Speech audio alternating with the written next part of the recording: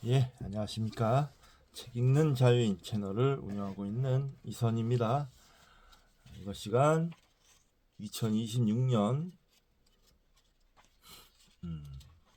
3월 1일, 지금 시각은 오후 7시 29분입니다. 세 번째 시간인데요. 오늘 두 번째 시간 끝나고 잠깐 잤습니다. 어제 잠을 조금 요즘에 쉬는 날은 아침에 너무 일찍 일어나는 경향이 좀 있어요. 늦게 자더라도 보통 평소에 일찍 일어나서 그러는가. 그래서 오늘도 조금 일찍 일어나면서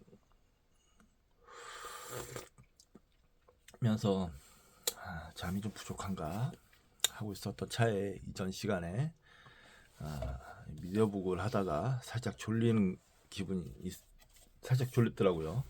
그래서 쉬는 날이니까 편하게 잤습니다. 한 시간 반 잔 것 같네요. 자, 이번 시간도 죽음의 부정 미디어북을 할 텐데요. 그 전에 책 한 권 소개시켜 드리도록 하겠습니다. 리처드 도킨스, 악마의 사도.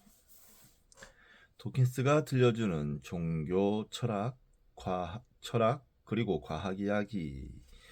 이한음 옮긴 바다 출판사. 리처드 도킨스는 아주 유명하죠. 이기적 유전자의 저자고요.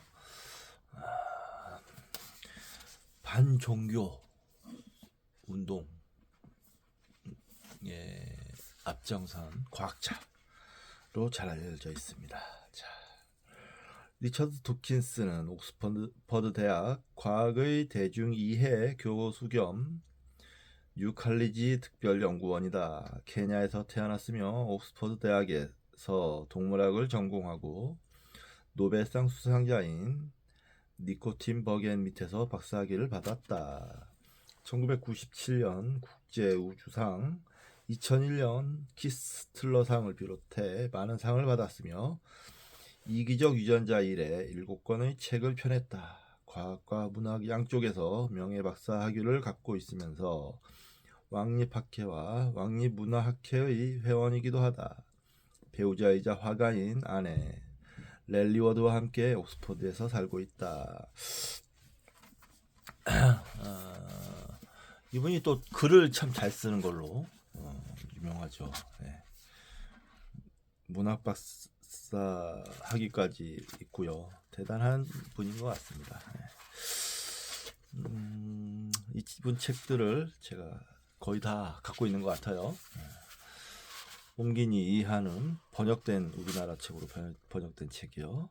이한음 이 선생님은 과학 도서를 많이 번역하신 분으로 알려져 있죠. 제 책을 소개시켜 드리면서도 많이 과학 생물학 쪽으로의 책에 역자로서 소개가 된 바가 있습니다. 서울대학교 생물학과를 졸업했으며 1996년 경향신문 신춘문예 소설 부문에 당선됐다. 옮긴 책이 진화론과 관련한 책들이, 생물학 진화론에 관련된 책들이 많이 있습니다. 자, 차례 소개시켜 드리도록 하겠습니다. 차례 저자의 말, 편집자 서문 옮긴이의 말. 1. 과학과 감수성. 1. 악마의 사도. 2. 진리란 무엇인가. 3. 정신에 만든 틈새들.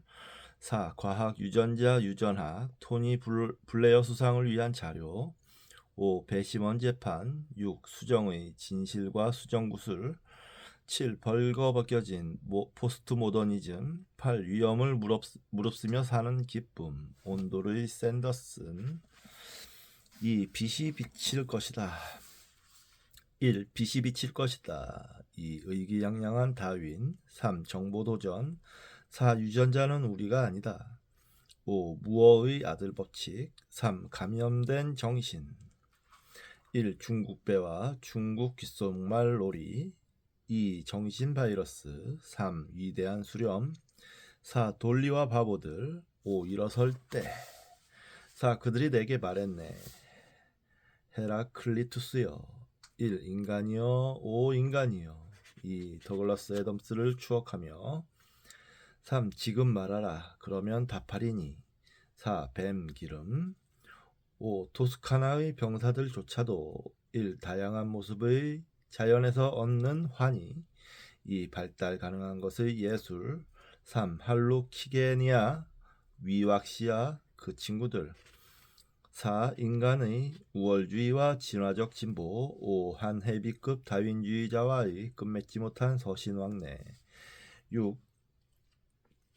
우리 안에는 아프리카와 그 경이의 모든 것이 들어있다. 1. 유전자의 생태. 2. 아프리카의 영혼을 떠나서. 3. 아프리카와 고귀한 기쁨. 4. 영혼과 조상. 7. 딸을 위한 기도. 1. 믿음이 좋은 이유와 나쁜 이유.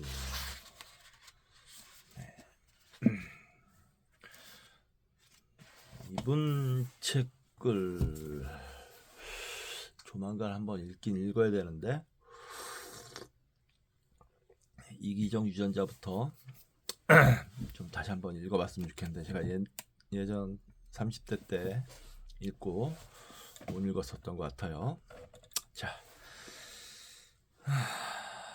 죽음의 부정 미디어북 시작하겠습니다. 88쪽. 오이디푸스 기회. 종종 프로이트는 원시작이라고 불릴 법한 방법으로 인간의 동기를 이해하는 경향이 있었다. 이따금 정도가 지나쳐 랑크와 페렌치 같은 제자들은 그와 갈라서면서 옹고집이라고 비난했다. 물론 그 비난은 터무니없지만 거기에는 무언가 가로 열고 아마도 그들이 겨냥한 것 가로 닫고 무언가가 담겨 있다. 그것은 프로이트가 노골적 성도식에 끈질기게 집착한다는 사실이었다. 만년에 얼마나 바뀌었든 그는 늘 정신분석학의 교의를 글자 하나까지 고수했으며 자신이 밝혀냈다고 생각하는 동기들이 시석되지 못하도록 싸웠다. 왜 그랬는지는 다음 장에서 자세히 알 수 있을 것이다. 오이디푸스 콤플렉스를 살펴보자. 프로이트는 초기 저작에서 오이디푸스 콤플렉스가 정신적 삶의 중심적 원동력이라고 말했다. 그의 견해에 따르면 남자 아동은 성욕동을 타고났으며 심지어 어머니를 소유하고 싶어한다. 이와 동시에 아동은 아버지가 경쟁자임을 알며 그를 향한 살인적 공격성을 억누른다. 공격성을 억누르는 이유는 아버지가 신체적으로 강하며 아버지와 정면으로 싸우면 자신이 패배하여 거세당할 것임을 알기 때문이다. 신체 훼손된 여성 성식기에 대한 공포가 여기서 생겨난다. 이것들은 거세가 사실임을 입증한다. 프로이트는 평생에 걸쳐 견해를 수정했지만 완전히 거리를 둔 적은 한 번도 없다. 그 견해들이 그가 연구한 사람들에 의해 내밀한 방식으로 끊임없이 확증된 것은 놀랄 일이 아니다. 학문과 생식기, 가족의 신체성, 오래된 바위처럼 신경증 환자의 정신을 짓누르는 둘의 결합에는 정말로 무언가가 있었다. 프로이트는 그런 과중한 무게가 영장류 조상에서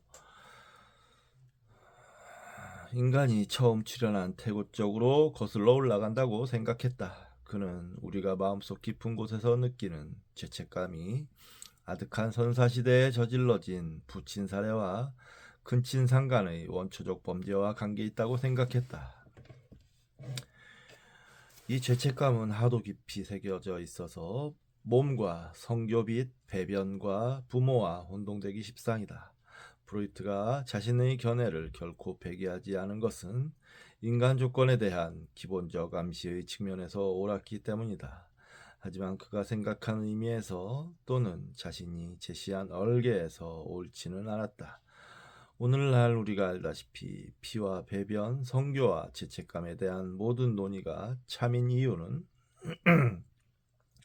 부친사례와 근친상간 충동과 실제 신체적 거세에 대한 두려움 때문이 아니라 이 모든 충동과 두려움이 자신의 기본적 동물 조건, 특히 아동으로서 이해할 수 없고 성인으로서 받아들일 수 없는 조건에 대한 공포를 반영하기 때문이다.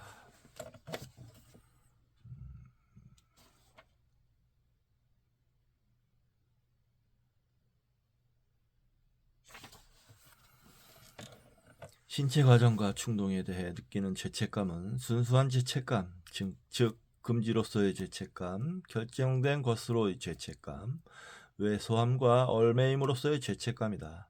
이 죄책감은 몸과 세계의 불가해한 신비라는 기본적 동물 조건의 제약을 벗어나 있다.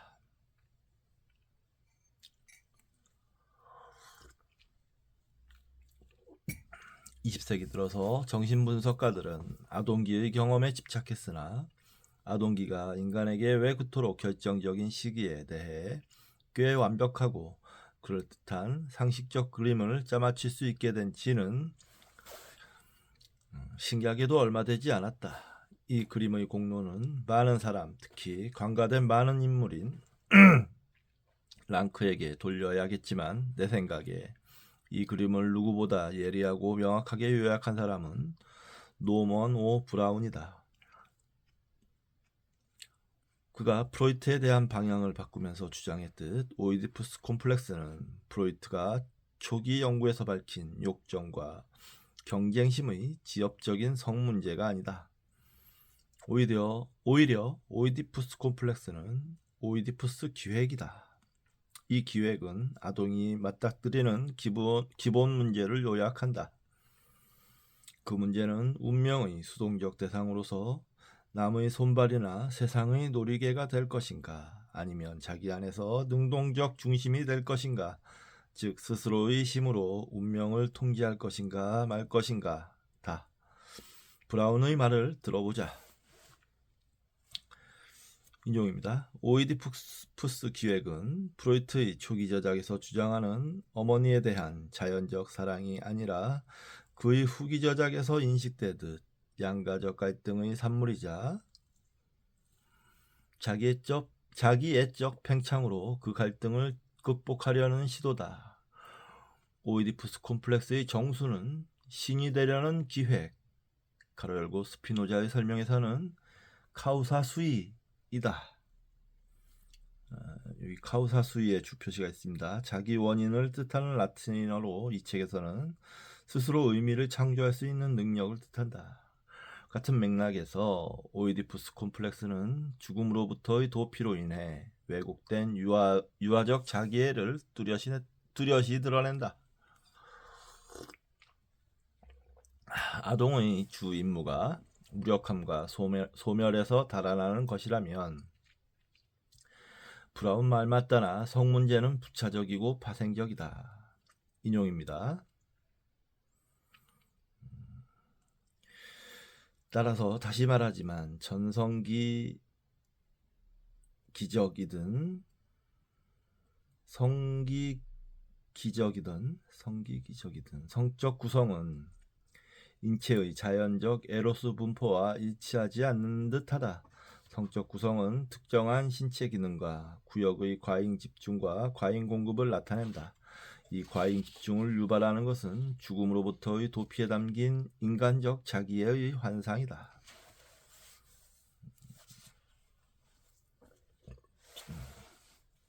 이 말을 조금 풀어보자. 오이디푸스 기획은 수동성, 소멸, 우연으로부터의 도피다. 아동은 자신의 아버지, 자신의 삶을 창조하고 지탱하는 사람이 됨으로써 죽음을 정복하고 싶어한다. 이 장에서 보았듯 아동은 3살이면 죽음관념이 생기지만 나약함에 맞서 자신을 강화하는 일은 그보다 훨씬 앞서 일어난다. 이 과정은 유아의 삶에서 매우 이른 단계, 가로 열고 구강기라고 불리는 시기, 가로 닫고 단계에 자연스럽게 시작된다. 이 단계는 아동이 자신의 의식에서 어머니로부터 완전히 구별되기 전이며 자신의 몸과 그 기능을 온전히 인식하기 전이다. 전문용어로 표현하자면 그의 몸이 현상적 장에서 되기 전이다. 이때 어머니는 말 그대로 아동의 생활 세계를 표상한다. 이 시기에 어머니의 행위는 아동의 소망을 만족시키고 그의 긴장과 고통을 저절로 가라앉히는 일에 집중한다. 그리하여 이 시기의 아동은 온전히 자신으로 충만하며 자기 세계의 당당한 조작자이자 챔피언이다. 아동은 자신의 전능함에 흠뻑 젖은 채 살아가며 그 전능함을 유지하는 데 필요한 모든 것을 주술적으로 통제한다. 아동은 울기만 하면 음식과 온기를 얻을 수 있고 손가락으로 달을 가리키기만 하면 달 모양의 딸랑이를 얻는다. 우리가 이해하기에 이 시기가 1차적 자기애로 특징지어지는 것은 놀랄 일이 아니다. 아동은 어머니를 통제함으로써 자신의 세계를 의기양양하게 통제한다. 아동의 몸은 자기의 기획이며 그는 몸을 이용하여 세계를 집어삼키려 한다. 학문기는 아동이 현상학적 장에서 대상으로서 자신의 몸에 관심을 기울이기 시작하는 시기의 또 다른 이름이다. 아동은 자신의 몸을 발견하고 통제법을 찾는다. 그러면 아동의 자기의 기획은 자기 통제를 통해 세계를 숙달하고 소유하는 것이 된다.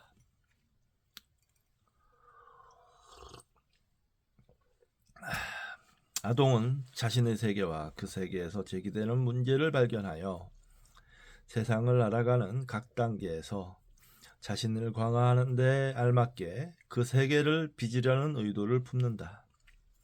아동은 자신이 절대적 힘과 통제권을 가졌다는 느낌을 유지해야 하는데 그러려면 일종의 독립성, 즉 자신이 스스로의 삶을 빚고 있다는 확신을 길러야 한다. 브라우니, 랑크와 마찬가지로 오이디푸스 기획이 아동에게서 필연적으로 자기 생성되며 부모가 어떻게 처신하든 부모를 겨냥한다고 말한 것은 이 때문이다. 역설적으로 표현하자면 아동은 스스로 배변 훈련을 한다. 이 말의 심오한 의미는 아동을 양육하는 완벽한 방법은 없다는 것이다. 아동이 자신을 운명의 절대적 통제자로 빚으려 노력함으로써 스스로를 양육하기 때문이다. 운명을 통제한다는 목표는 불가능하기 때문에 각 성격은 가로 열고 심오하게 또한 어떤 면에서 환상적일 만큼 비현실적으로 가로 닫고 근본적으로 불완전하다. 피렌치가 이를 훌륭하게 요약했다. 성격은 정신분석가의 관점에서 볼 때 일종의 비정상이다.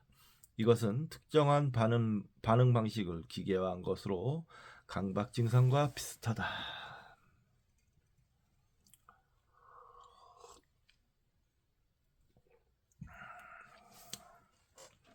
거세 콤플렉스.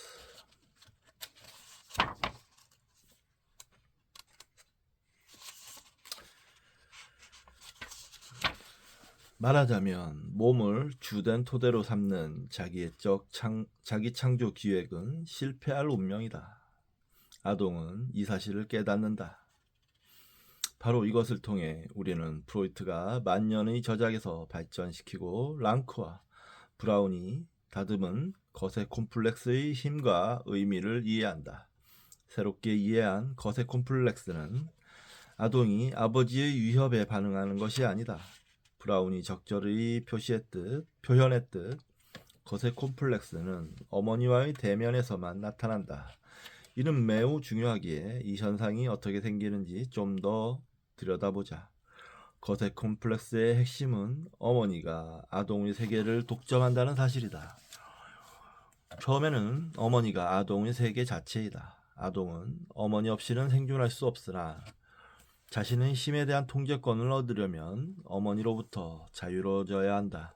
따라서 어머니는 아동에게 두 가지를 나타내며 정신분석가들이 양가성이야말로 초기의 성장기 전체를 특징 짓는다고 말한 이유를 이로써 이해할 수 있다. 한편으로 어머니는 쾌락과 만족의 순수한 원천이며 기댈 수 있는 안정된 힘이다. 어머니는 아름다움과 선함, 승리와 힘의 여신으로 나타난다. 이것은 그녀의 밝은 면이라고 할 수 있으며 맹목적으로 매력적이다. 하지만 다른 한편으로 아동은 바로 이 의존성에 맞서야 한다. 그렇지 않으면 힘을 소유했다는 느낌을 잃는다. 다시 말하자면 어머니는 확고한 생물학적 의존성을 표상함으로써 근본적 위협이 되기도 한다. 아동은 어머니를 위협으로 느끼게 되는데 이로써 이미 어머니와의 대면에서 거세 콤플렉스가 시작된다. 아동은 어머니의 몸이 남성과 사뭇 다르다는 것을 알아차린다.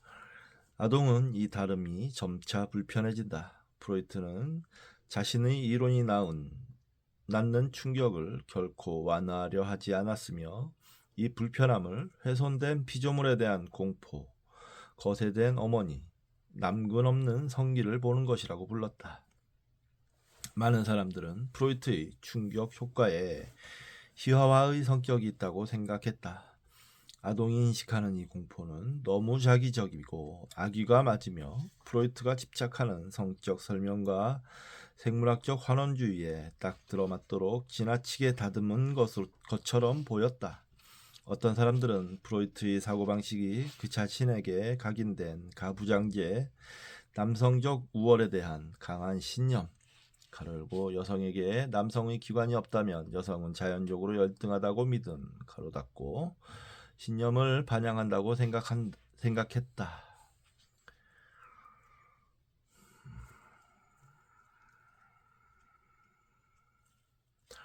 훼손된 피조물에 대한 공포가 자기적인 것은 사실이지만 이것을 만들어내는 것은 다름 아닌 아동이다.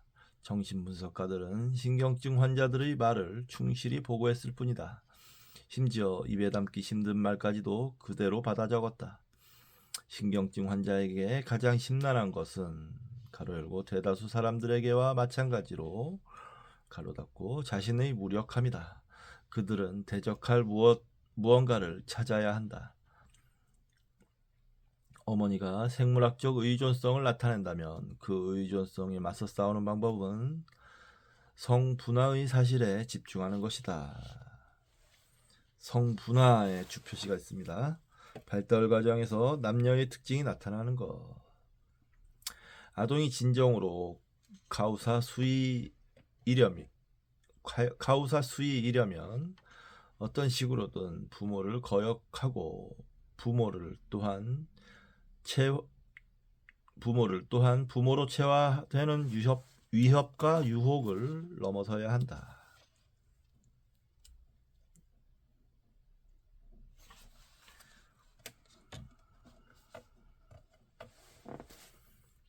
가우사수인 자기 원인이라고 말씀드렸습니다. 생식기는 아동의 인식세계에서 사소한 것이다. 두드러지지 않기에 좀처럼 외상적이지 않다. 브라운 말 맞다나 이 공포는 아동 자신의 발명품이다. 이것은 스스로의 아버지가 되려는 자신의 환상적 기획과 뗄래야 뗄 수 없는 또한 환상으로서는 여성 생식기를 실제로 본 경험과 막연한 관계만 있는 환상의 조각이다. 말하자면 아동은 어머니의 몸을 자신에 대한 보편적 위험의 대상으로 절편화한다. 이것은 어머니를 위축시키고 그녀가 창조에서 차지하는 1차적 자리를 빼앗는 한 가지 방법이다. 에르빈 슈트라우스의 설명을 인용하자면 아동은 어머니의 생식기를 사랑 대상으로서의 어머니의 전체 모습으로부터 떼어낸다고 말할 수 있으리라. 그러면 그 생식기는 위협으로 부패로 경험된다.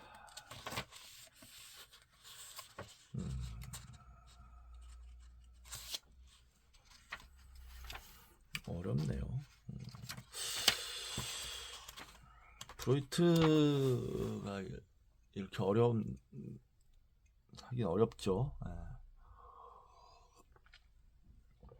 정신분석 깊게 들어가면 어렵죠. 그 어렵다는 부분에 가장 어렵다는 부분에 지금 우리가 접근해 있는 겁니다. 남근 선망. 어머니의 진짜 위협은 순전한 신체성과 결부된다. 어머니의 생식기는 신체성의 문제에 대한 아동의 강박에서 편리한 초점으로 이용된다. 어머니는 빛의 여신인 동시에 어둠의 마녀이기도 하다. 아동은 어머니가 땅에 매여 있음을 목격하고 그녀를 자연에 묶는 은밀한 신체적 과정을 본다. 오묘하고 걸쭉한 젖을 내는 젖가슴, 월경의 냄새와 피를 본다. 생산력을 가진 어머니가 자신의 물질성에 거의 끊임없이 몰두하는 것을, 그리고 이 몰두에서 종종 드러나는 신경증적이고 무력한 성격을 본다. 그리고 아동은 이것에 매우 예민하다. 가로 닫고, 아동은 어머니가 아이를 낳는다는 것을 알고 아이에게 젖먹이는 것을 보고 병기 가득 월경혈을 쏟고도 저 마녀가 멀쩡하고 태어난 것을 똑똑히 보고 나면 그녀가 적나라한 몸 의미와 몸 유류성에 잠겨 있음을 추호도 의심하지 않는다. 어머니는 결정론에 매여 있는 것처럼 보이며 아동은 신체적으로 취약한 존재에게 자신이 완전히 의존하는 것에 공포를 표출한다. 남자 아동의 남성성 선호뿐 아니라 여자 아동의 남근 선망도 이렇게 이해된다. 남자 아동과 여자 아동 둘 다 어머니로 표상되는 성에서 달아나려는 욕망에 굴복한다.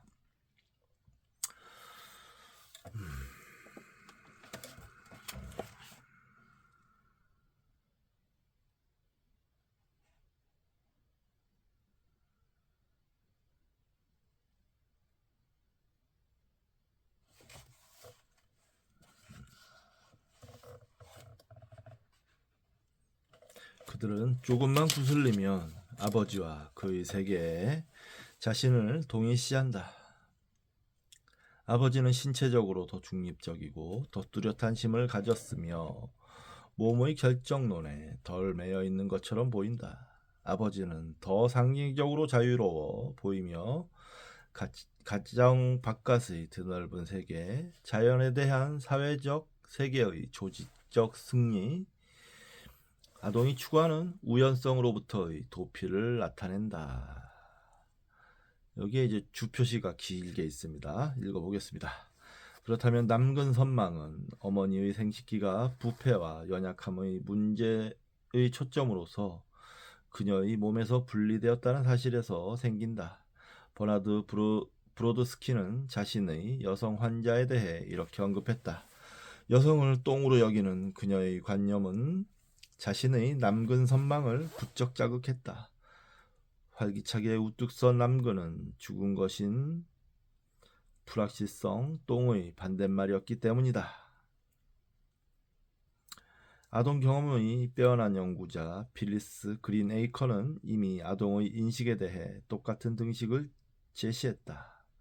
가로 열고 남근은 움직임, 따라서 삶, 똥은 불활성, 따라서 죽음, 가로 닫고, 이것은 남근 선망을 매우 자연적인 것으로 이것은 남근 선망을 매우 자연적인 것으로 만든다. 그린에이커는 심지어 거대한 남성 기관이 아버지에 대한 아동의 인식에 주술을 건다는 뜻으로 남근 외경이라는 적절한 개념을 도입하기도 했다.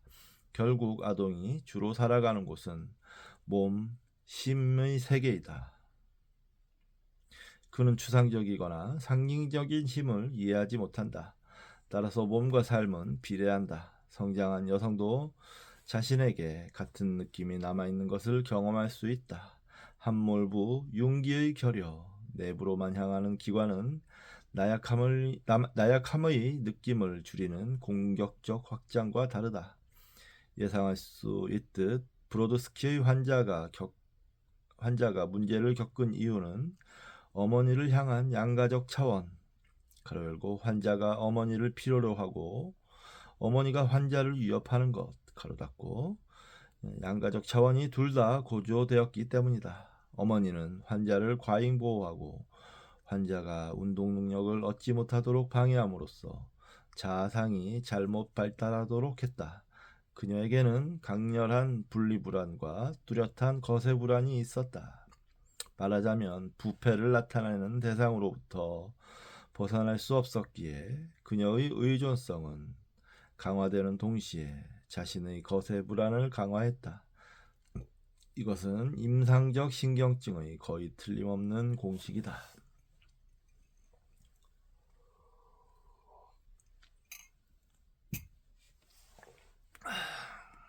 남아와 여아는 성장과 독립 필요성에 대한 일종의 무조건 반사로서 어머니에게 등을 돌린다.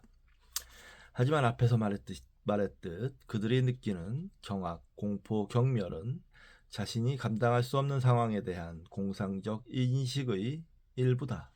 이 상황은 어머니로 표상되는 생물학적 의존성과 신체성뿐 아니라 아동 자신의 몸이 가진 문제에서 드러나는 끔찍한 사실이기도 하다. 어머니의 몸은 연약함과 의존성의 위협을 가하는 성뿐 아니라 훨씬 많은 것을 드러낸다. 두 성의 문제를 제기하여 아동에게 그의 몸 자체가 임의적임을 직면하도록 한다. 그렇다고 해서 아동이 어느 성도 그 자체로 완전하지 않음을 안다거나 각 성의 특수성이 잠재력의 제약이요 충만한 삶의 가식임을 이해한다는 말은 아니다. 아동은 이것을 알거나 온전히 느끼지 못한다. 다시 말하자면 이것은 성 문제가 아니다. 몸에서 드러나는 임의성의 저주로 경험되는 더 보편적인 문제다. 아동은 이 세상에서 남성으로도 여성으로도 심지어 개나 고양이, 물고기로도 태어날 수 있었다. 문제는 오로지 심과 통제권에 대한 것, 통증과 소멸과 죽음을 견디는 능력에 대한 것이기 때문이다. 성분화의 공포는 브라운이 적절하게 표현했듯 생물학적 사실의 공포다. 환각에서 빠져나와 냉정한 현실로 추락하는 공포요. 어마어마한 새로운 짐, 삶과 몸의 의미라는 짐, 불완전함, 무력함, 유한성의 숙명이라는 짐을 져야 하는 공포다. 마지막으로 이것은 남성을 악몽에서 전율하게 하는 거세 콤플렉스에 대한 가망 없는 공포다. 이것은 자신이 불가능한 기획에 매달리고 있음을 자신이 추구하는 가오사 수위 기획을 신체적, 성적 수단으로는 성취할 수 없음을 가로 열고 심지어 어머니와는 다른 몸을 내세우더라도 가로 닫고 아동이 깨달았음을 의미한다.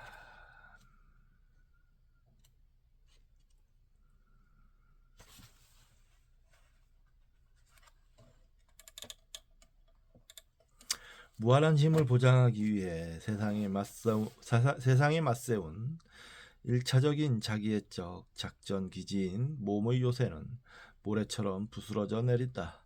이것이 아동의 비극적 퇴위, 가로 열고 거세 콤플렉스가 나타내는 가로 닫고 낙원으로부터의 퇴출이다. 한때 아동은 어떤 신체 부위든 기관이든 자기 생성의 오이디푸스 기획에 이용했으나 이제는 다름 아닌 생식기가 그의 자립을 조롱한다.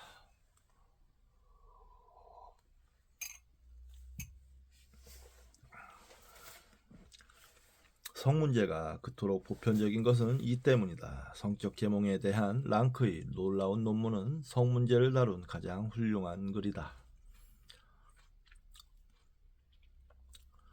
8장에서 자세히 설명할 테니 여기서 논의를 반복할 필요는 없다. 하지만 인간 본성의 양면성이라는 우리의 실존적 역설이 성과 뗄래야 뗄 수 없음을 밝힘으로써 실마리를 던진 것은 무방할 것이다. 인격은 자아이자 몸이며 그가 실제로 존재하는 곳이 어디인지 가로 열고 상징적인 내적 자아인지 물리적 몸인지 가로 닫고 는 처음부터 혼란스럽다. 두 현상학적 영역은 서로 다르다. 내적 자아는 생각과 상상의 자유를 또한 상징의 무한한 범위를 나타낸다. 몸은 결정론과 한계를 나타낸다. 아동은 자신이 무엇인지를 규정하는 몸과 그 기관이 고유한 존재로서의 자유를 방해한다는 사실을 조금씩 배워간다. 이런 이유로 성은 아동에게도 성인 못지않게 중대한 문제다. 우리가 누구인가? 우리가 왜 이 행성에 나타났는가 하는 문제에 대한 신체적 해결책은 아무 소용이 없다. 아니, 오히려 끔찍한 위협이다. 신체적 해결책은 자신이 내면 깊숙한 곳에서 무엇인지, 자신이 어떤 독특한 선물을 세상에 내놓아야 하는지 알려주지 않는다. 성행위를 하면서 죄책감을 느끼지 않기가 그토록 힘든 것은 이 때문이다.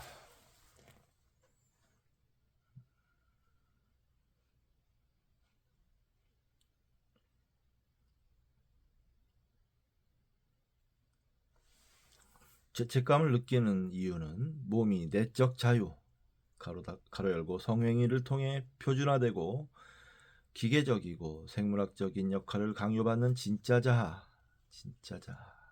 가로 닫고 내적 자유에 그늘을 들이우기 때문이다. 설상가상으로 내적 자아는 아예 고려 대상도 되지 않는다.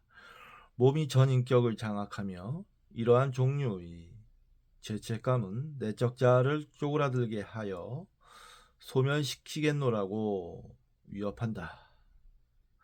여성이 남성에게 내 몸만이 아니라 나를 원한다고 확답해 줄 것을 요구하는 것은 이 때문이다. 그녀는 자신의 고유한 내적 인격이 성행위에서는 있으나 마나임을 뼈저리게 느낀다.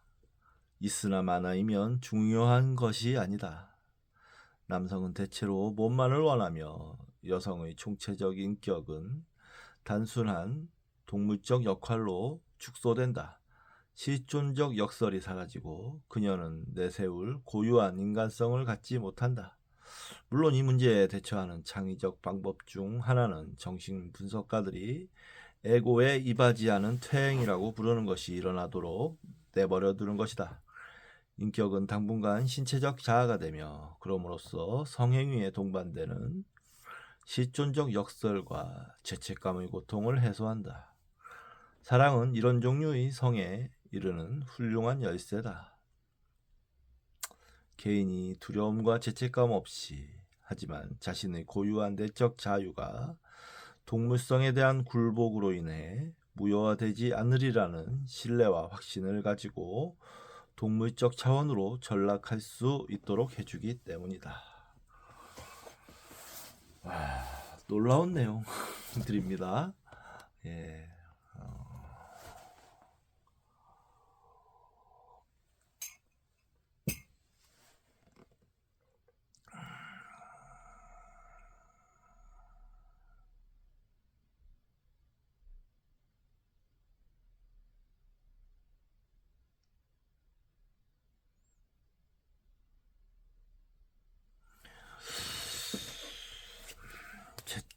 체크를 좀 해야 될 것 같습니다.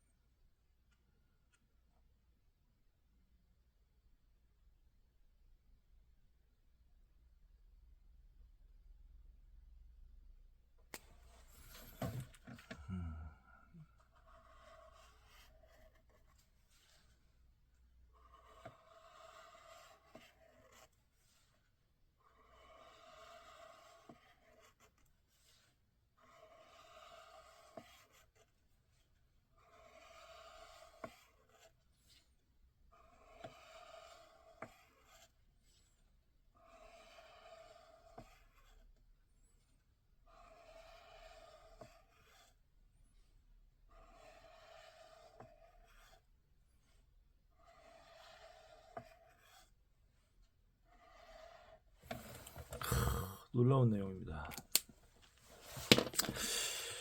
남성은 대체로 몸만을 원하며 여성의 총체적 인격은 단순한 동물적 역할로 축소된다. 실존적 역설이 사라지고 그녀는 내세울 고유한 인간성을 갖지 못한다. 물론 이 문제에 대처하는 창의적 방법 중 하나는 정신분석가들이 에고에 이바지하는 퇴행이라고 부르는 것이 일어나도록 내버려 두는 것이다. 인격은 당분간 신체적 자아가 되며 그럼으로써 성행위에 동반되는 실존적 역설과 죄책감의 고통을 해소한다.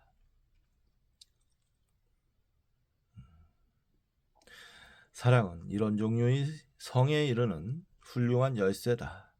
개인이 두려움과 죄책감 없이 하지만 자신의 고유한 내적 자유가 동물성에 대한 굴복으로 인해 무효화되지 않으리라는 신뢰와 확신을 가지고 동물적 차원으로 전락할 수 있도록 해주기 때문이다.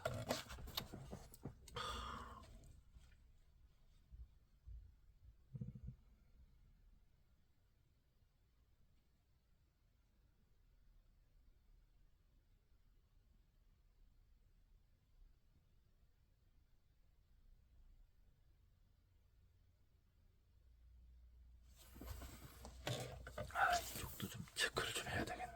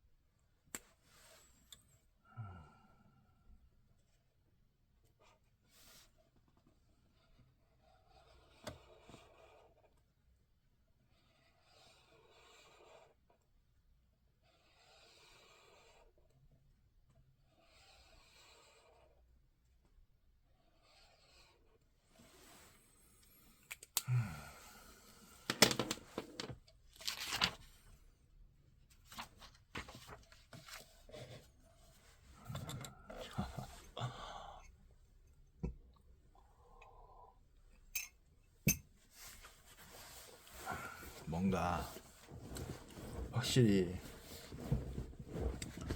우리가 애써 감춘 원초적인 부분을 들추는 내용을 보여주고 있습니다. 정말 좀 장난이 아닌 것 같습니다. 예. 원초적 장면, 많은 사람들이 잘 믿지 못하는 또 다른 정신분석학 개념인 이른바 원초적 장면의 외상을 논의하기에는 지금이 적기다.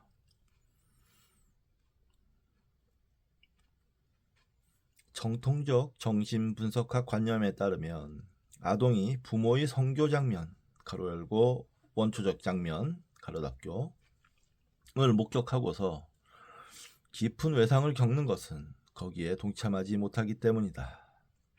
프로이트는 부모의 성교를 보고 성적 흥분이 실제로 일어난다고 말했다. 이 개념을 이토록 직설적으로 제시하는 것이 놀랍긴 하지만 프로이트가 유아기 성의 발견을 무엇보다 뿌듯했음을 명심하라. 하지만 다른 정신분석가들이 강조하는 부분은 조금 다르다. 로하임 말 맞다나 원초적 장면은 어머니와 재결합하려는 아동의 소망이 충족되는 것을 나타낸다. 하지만 아동은 아버지가 그의 자리에 있는 것을 보며 도와주는 존재인 어머니와의 완전한 동의시 대신 투쟁의 폭력적 운동을 본다. 마지막으로 부모가 자녀에게 미치는 영향을 예리하게 연구한 페렌치는 이 문제에 대한 프로이트의 적나라한 설명을 또 다른 방식으로 살짝 비튼다. 인용입니다. 생후 1년에서 2년은 흥분의 능력은 이미 있으나 그 감정의 적절한 배출구가 없는 시기인데 이때 자녀가 부모의 성교를 목격하면 유아신경증이 생길 수 있다. 그렇다면 로하임과 페렌치는 프로이트의 주제와 사뭇 다른 이야기를 하고 있다. 로하임은 어머니와의 동의시에 대해 이야기하는데 어머니는 자녀를 전적으로 지탱하는 존재로 표상되며 자녀는 자신이 사랑하는 대상이 아버지 같은 다른 대상과 관계 맺는 것을 이해하지 못한다. 피렌치의 말에 따르면 아동은 아직 체계화하지 못하는 감정에 압도된다. 바로 이 지점에서 이 문제에 대한 더 실존적인 해석이 등장한다. 아동은 자신의 몸을 카우사 수의 기획으로 이용하는데 자기결정, 그것은 그가 이 기획을 결정적으로 포기하는 것이 불가능함을 깨달았을 때다. 각각의 대안은 그에게 생사의 문제다. 따라서 우리가 외상에 대해 이야기하는 것은 그것이 생사의 문제에 대한 혼란이기 때문이다. 우리는 대부분 성장한 뒤에도 부모가 성교한다는 생각에 불쾌감과 환멸을 경험한다. 옳은 일로 여겨지지 않는 것이다. 나는 그들의 이미지가 우리의 눈에 당혹스럽다는 것이 불쾌감의 정확한 이유라고 생각한다. 부모는 무엇보다 카우사 수의 기획으로서 자기결정, 기획으로서의 몸에 대한 실망, 가로 열고 거세 콤플렉스, 몸에 대한 환멸, 그 두려움, 가로 닫고 실망을 나타낸다. 더 중요한 사실은 부모가 그 자체로 아동이 몸에 대한 교착 상태에서 벗어나기 위해 내면화해야 하는 문화적 세계관의 화신이라는 것이다. 부모 자신이 스스로의 가장 내밀한 관계에서 몸을 초월하지 않으면 아동은 불안한 혼란을 겪을 수밖에 없다. 발버둥 치는 아동의 에고는 이 이중적 메시지를 어떻게 처리하고 해석해야 하는가? 게다가 이 메시지 중 하나는 적나라한 신체적 교성, 신음, 몸짓을 통해 전달되는데 이것은 바로 아동이 극복하려고 하는 몸의 공포이기에 압도적이다. 아동이 몸의 역할에 기대어 부모를 모방하려 하면 부모는 불안해하거나 분노한다. 그러면 아동은 부모에게 배신당했다고 느낄 수 있다. 부모가 당신의 몸을 가장 가까운 관계를 위해 남겨두고 자신에게는 허락하지 않으니 말이다.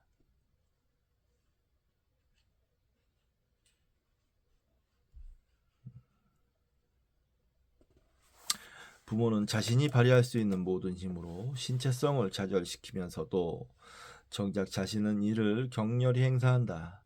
이 모든 논의를 종합하면 원초적 장면이 진정으로 외상이 될 수 있는 것은 아동이 성행위에 끼어들어 자신의 충동을 표현하지 못해서가 아니라 원초적 장면 자체가 몸의 공포, 문화적 초자의 배신, 아동이 그 상황에서 취할 수 있는 모든 행위나 그에 대해 가질 수 있는 모든 단순한 이해에 대한 절대적 차단을 결합하는 복합적 상징이기 때문이다. 원초적 장면은 불안한 다중구속의 상징이다. 그렇다면 몸은 모종의 방식으로 투쟁해야 할 자신의 동물적 운명이다. 이와 동시에 몸은 내적 상징 세계에는 없는 경험과 감각, 구체적 쾌락을 준다. 인간이 성 문제의 뿔에 찔리는 것은 놀랄 일이 아니다. 프로이트가 성을 인간의 삶에서 특히 환자의 신경증적 갈등에서 그토록 두드러진 것으로 본 이유는 이 때문이다. 성은 삶의 의미, 즉 상징, 가로 열고 자유, 가로 닫고 상징과 몸, 가로 닫고 운명, 가로 열고 운명, 가로 닫고 이라는 두 영역으로 가망 없이 나뉜 의미의 혼란을 일으키는 필연적 요소다. 대다수 사람들이 몸과 신체 기관을 요새나 기계로 이용하여 세계를 주술적으로 강제하려는 아동기 초기의 시도를 결코 완전히 포기하지 않는 것 또한 놀라운 일이 아니다.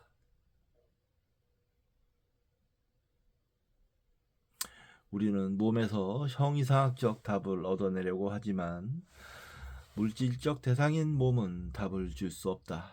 우리가 창조의 초월적 신비에 답하기 위해 동원하는 경험은 그 창조의 부분적이고 물리적인 하나의 산물에 대한 경험에 불과하다. 성의 신비화가 그토록 널리 가로 열고 이를테면 전통적 프랑스에 가로 닫고 퍼져 있는 동시에 그토록 환멸스러운 것은 이 때문이다.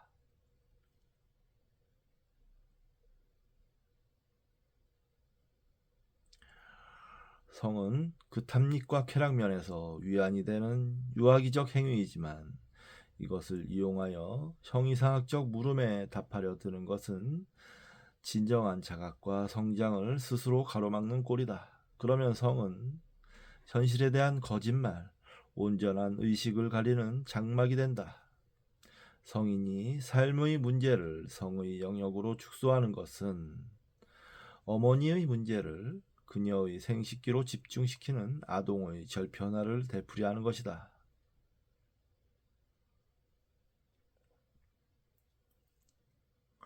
그러면 성은 공포의 장막으로 삶의 진짜 문제에 대한 온전한 의식의 절편화로 전락한다. 하지만 이 논의로는 성이 삶의 혼란에서 그토록 두드러지는 이유를 속 시원하게 설명할 수 없다. 성행위는 개인적 자유기획을 실현하는 긍정적 방법이기도 하다. 어쨌든 거의 전적으로 사회적이고 전적으로 부모와 사회에 의해 형성되는 존재 속에서 성은 몇 안 되는 진정한 사적 영역 중 하나다. 이 점에서 기획으로서의 성은 사회적 세계의 표준화와 독점으로부터의 도피를 나타낸다. 사람들이 성에 강박적으로 종종 아동기부터 가로 열고 개인적 자아의 저항과 승리를 나타내는 가로 닫고 은밀한 자위의 형태로 매달리는 것은 놀랄 일이 아니다. 2부에서 보겠지만 랑크는 성의 이런 쓰임새를 가지고서 자위에서 온갖 도착에 이르는 개인의 모든 성적 갈등을 설명할 수 있다고까지 말한다. 사람은 자신의 성을 통제하고 결정론으로부터 해방시키기 위해 전적으로 개인적인 방식으로 이를 이용하려 한다. 마치 몸에서 기존 성격을 완전히 박탈하여 몸을 초월하고 자연의 의도 대신 유쾌하고 새로운 발명품을 만들려고 노력하는 것처럼 보인다. 아동의 도착은 이를 뚜렷이 보여준다. 아동은 몸의 진정한 예술가로 몸을 진흙처럼 이용하여 상징의 솜씨를 발휘한다. 브루이트는 이 현상을 관찰하여 다형 도착이라는 이름을 붙였는데 이것은 이 현상에 대해 이야기하는 한 가지 방법이다. 하지만 그는 이런 종류의 놀이가 단지 다양한 신체 구역의 쾌락에 대한 동물적 탐색이 아니라 결정론을 초월하려는 매우 진지한 시도임을 깨닫지 못한 듯하다.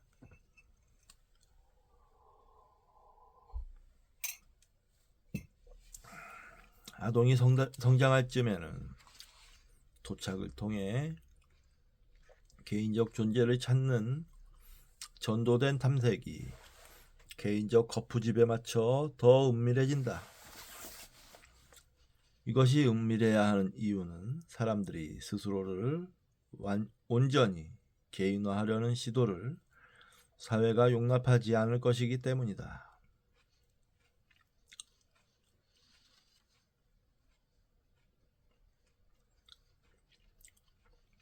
인간의 불완전성과 한계에 승리를 거두겠다면 그것은 개인적 기획이 아니라 사회적 기획이어야 하기 때문이다.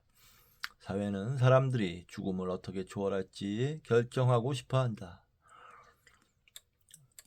사회가 카우사 수의 기획을 참아주는 것은 그것이 표준적인 사회적 기획에 들어맞을 때뿐이다. 그렇지 않으면 무정부주의다 라는 경고가 울려 퍼진다. 이것은 개인적 도덕에 대해 온갖 종류의 편견과 검열이 자행되는 이유 중 하나다. 사람들은 표준적 도덕이 훼손될까봐 두려워하는데 이는 삶과 죽음을 더는 통제하지 못할까봐 이는 삶과 죽음을 더는 통제하지 못할까봐 두려워한다는 말의 또 다른 표현이다. 어떤 사람이 사회화되었다는 말을 들었을 때는 바로 오이디푸스적 기획의 몸, 성적 성격을 승화하는 데 동의할 때다.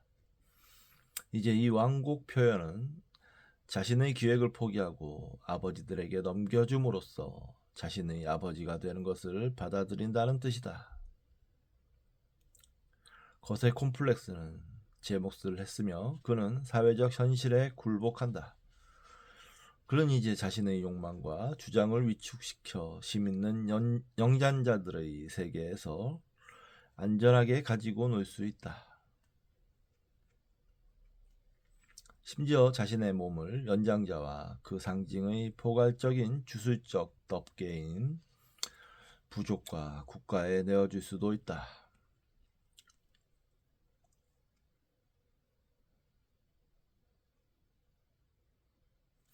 이렇게 하면 몸은 더는 위험한 무효화가 아니다.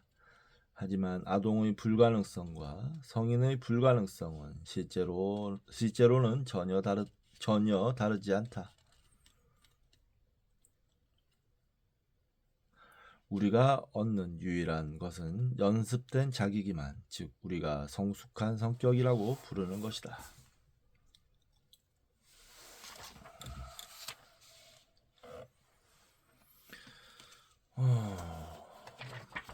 재밌습니다. 굉장히 생각보다